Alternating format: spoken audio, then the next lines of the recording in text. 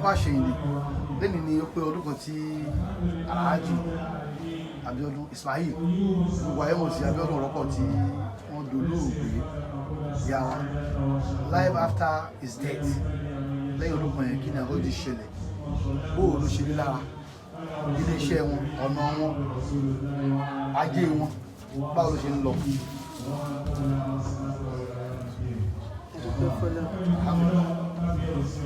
torí lẹ́yìn ọdún wọn lẹ́yìn gbogbo ìgbà tí wọ́n fi kú yìí kó tó pọ́dún kan lé mi oríṣiríṣi nǹkan ṣẹlẹ̀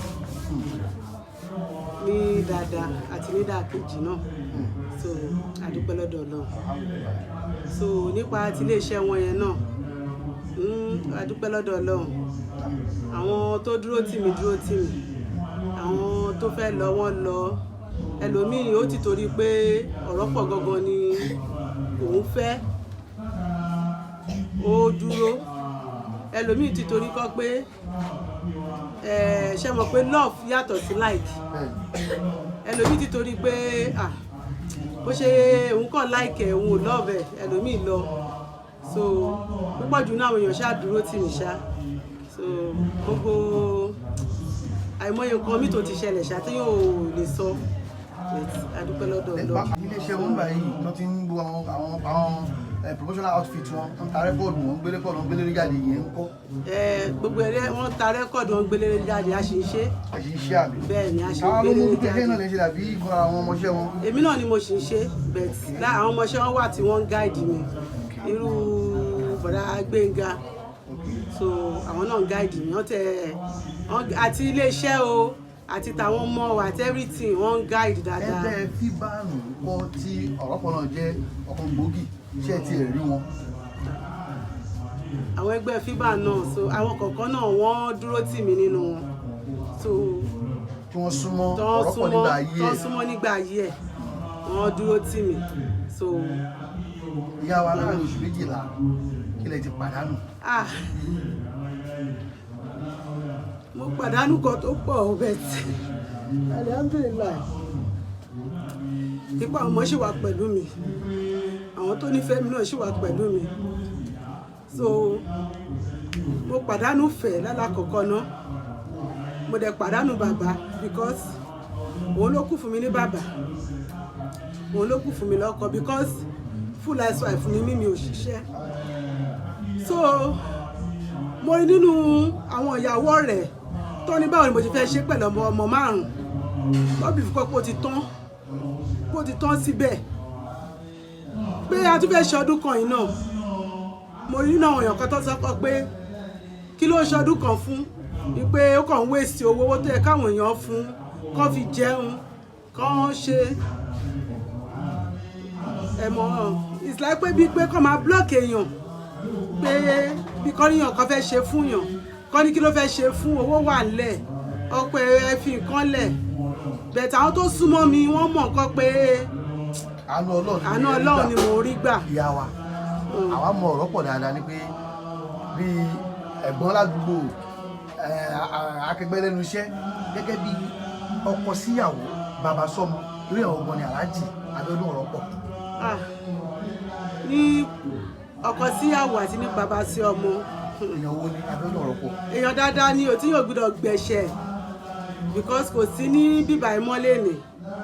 ó dẹ̀ ṣì wà pẹ̀lú wa nínú tẹ̀mí nípa ti bàbá sí ọmọ gbogbo àwọn èèyàn tó súnmọ́ mi gan mọ̀ ó ṣe dáadáa lójúṣe ẹ̀sẹ̀ mi ìyàwó ó ṣe déédéé owó oúnjẹ mi kò dín owó skul àwọn ọmọ yẹn gan wọn ibùdó gan lẹ́yìn pé wọ́n sí mọ́ gan Ọlọ́run kọ́ tún mú àwọn ọmọ yẹn dúró ni because àwọn ọmọ yẹn gan wọn lè ṣe without bàbá wọn lè ṣe without bàbá wọn ibùdó gan kọ́ fẹ́ ṣe ó ti di irun gan kọ́ fẹ́ ṣe irun gan kọ́ lọ lé yádẹ́sà láwọn obìnrin because ọkùnrin kan ṣo ni mo ní tó jẹ́ lọ́mọ tiẹ̀ bẹ́ẹ̀ táwọn ọmọ ẹ̀gbọ́n àwọn ọmọ àbúrò tó jẹ́ àwọn ọmọ mi gbogbo wọn kó wọn mọ́ra ó dẹ̀ràn gbogbo wọn fún wọn lẹ́díkéṣọ̀n ló rán wọn lọ sí skul ó ṣe gbogbo ẹ̀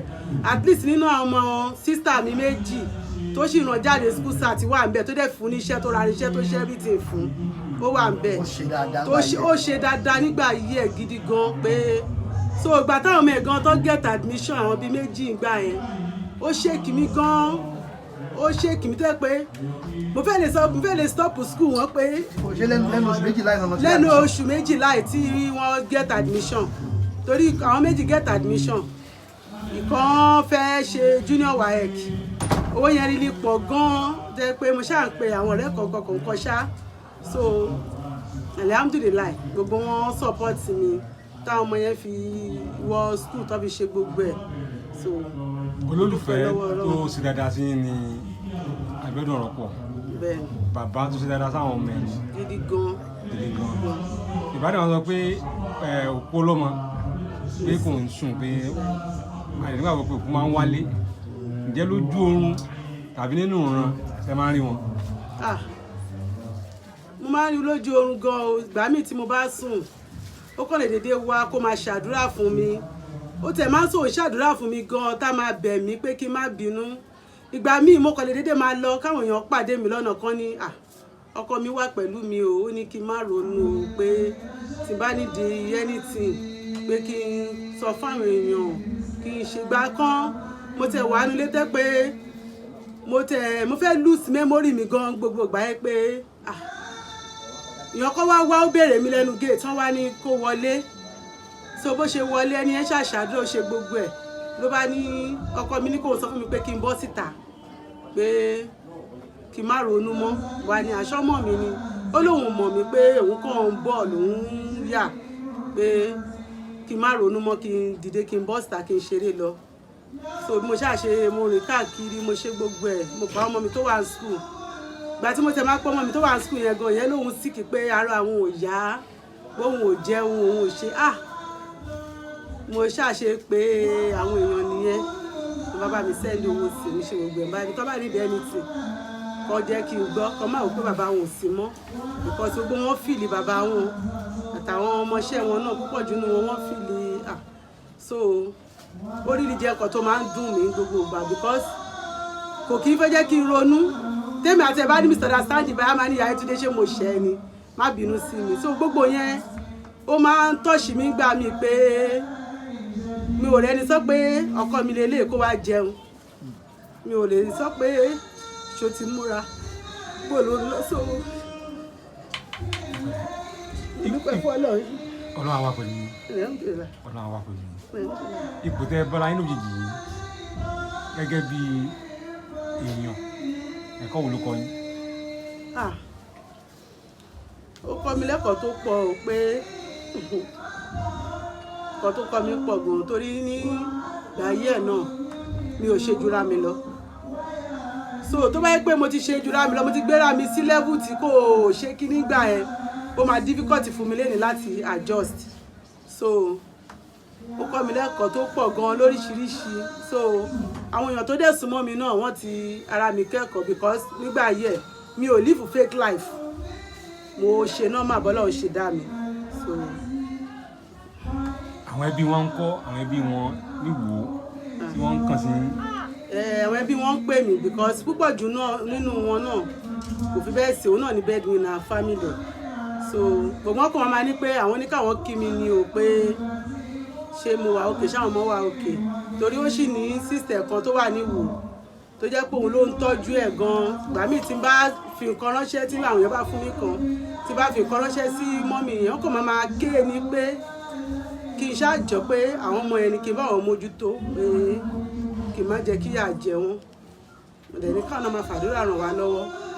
pé Ọlọ́run á jẹ́ kó ṣe é ṣe gbogbo wọn náà kò ṣe pé bóyá wọ́n rí ìwà òkè bẹ́ẹ̀ náà bẹ̀ẹ̀ tí nínú àwọn kọ̀ọ̀kan nínú wọn wọ́n yọjú sí mi wọ́n dẹ̀ máa ń pè dẹ̀ máa ń ṣe dáadáa ó tẹ̀ tó àwọn ọ̀dọ̀fín compound nínú wọn àwọn bíi méjì kan wọ́n wá máa ń dúró tì mí wọ́n ní tí n bá need anything pé kí n pe àwọn nǹkan táwọn bá ní àwọn máa fi assist mi so nínú ilé ìtaṣe náà inú wọn ó support tó assist pé ó jẹ́yàn pàtàkì ní ọ̀dọ̀fín pé òun ló yẹ kó jẹ oyè ọ̀dọ̀fín ní ọ̀dọ̀ wọn nílùú wọn òun gangan ló yẹ kó jẹ tó ní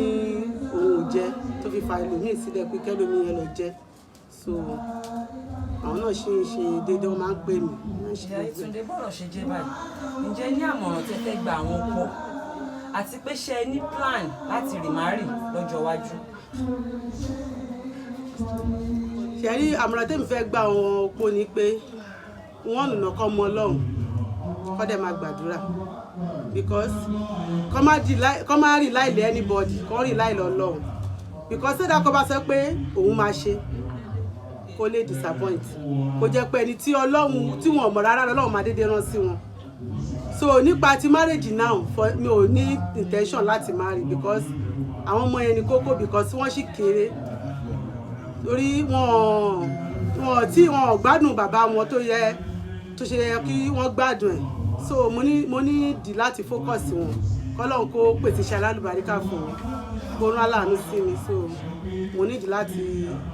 support wọn dé ní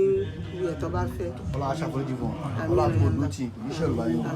àwọn náà wáyàn wáyàn ojú ìyá Muhammad sallallahu alaihi wasallam. Hey, thanks for watching this video. Subscribe on our YouTube channel. Subscription is free. You can call us on 0080597807 for your event coverage. Thanks.